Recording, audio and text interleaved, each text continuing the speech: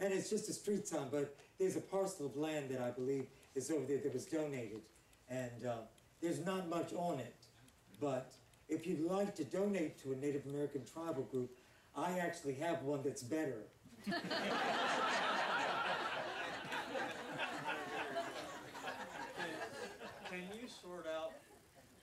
you sort out for us the truth as to the involvement of the mind-altering drug peyote in vilifying the ghost dance and the sun dance? Was there any real involvement of drugs like that? In those two dances? Not the peyote itself. Not the peyote button.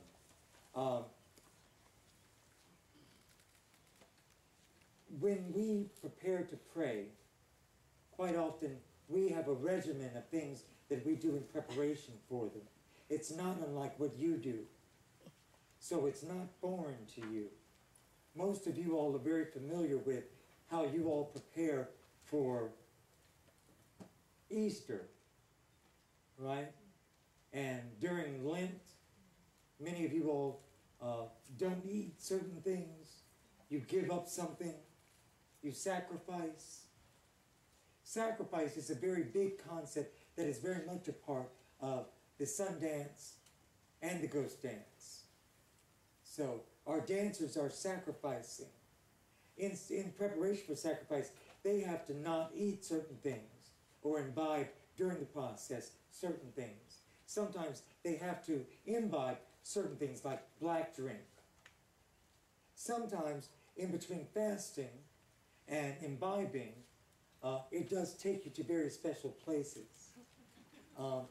The sun dance is a vehicle to actually get to that place.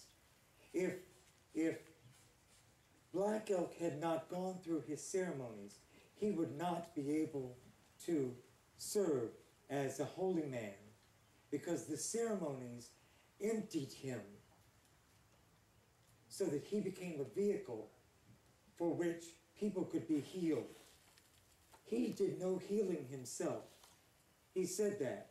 He was a vessel by which healing could come to the two-legged.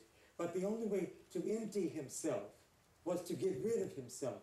The only way to get rid of himself was to take part in those ceremonies, which removed your ego and removed those things that were of this earth. So in preparation for lots of those prayers, we do partake in those things, but most of them, of course, are not synthetic. They are from nature. They come from the same source that created the cycle. And we actually are instructed and know these things. Black Elk was one of these people that he had visions that told him where, what an herb looked like. There was a multicolored herb that had blossoms that were red, white, yellow, and blue. And he had visions of those in dreams. But he said dreams sometimes have more wisdom than waking hours. So in that dream, he was shown the herb, and then he was shown the place where he could harvest it. So he went out looking for that place, and he found the herb. And it was that herb that he was supposed to take and use in healing. So yes, we did use medicinal plants for altering certain things, for health as well as for prayer. But we also know that white willow bark is the basis of aspirin. So if you have a headache and you want to get rid of it, do you not take aspirin because you're imbibing something? And that's what so yes, we did do that. The peyote button is actually a whole different revelation and epiphany that someone else received, and that was the involvement of the Native American Church, which is a chartered church and utilizes the ancient wisdom of peyote in a communion kind of activity within the body of their church service. So the peyote button and the use of peyote is something that's actually after the ghost dance, a new revelation, and that is still a point point of debate for American Indian religious freedom here in the United States, because it is a chartered church, and therefore non-Indian people can join the Native American church and take the peyote. Buttons. And do we have one final question? We've got one final question for this part. Now, once the questions start, you all have some more. Hold on to those, and we'll do them in the final part, but here's one for this part. I know there's a monument being built in the Black Hills to Crazy Horse. I began wondering this evening, do you know, was there any resentment among the Lakota people when Mount Rushmore was built?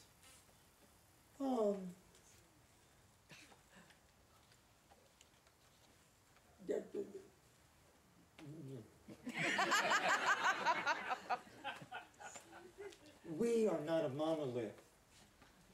We are very diverse, Native America. Within tribes, we're diverse. You all understand the concept of Native people as being very communal, being very supportive, living and helping everyone within your tribal culture, having the tribe as a priority on your list, so the individual is not a priority. But the individual is not a race. We have individual paths, individual spiritual paths. Our individuality is expressed in many different ways. Our dance regalia. So there's probably a lot of different perspectives that I would prefer to share with you with regard to resentment. Okay, we don't resent as a group. We resent as individuals.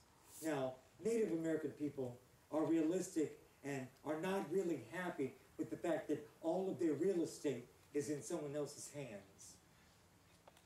Even on reservations of today, we in the reservation system have to give up a parcel of land to be held in trust by the Bureau of Land Management and the Department of Interior, which is where the Bureau of Indian Affairs is housed, because it is the resources from those lands that is paying for the supposed services that we were promised in the treaties, whether they be educational services or Indian health services. So they're out there digging uranium, they're out there taking timber, they're out there digging in the Black Hills gold. All those things are real. Are we upset about that? Any good non-Native American conservationist is upset about that. Any Republican non-conservationist Native American sellout could care less.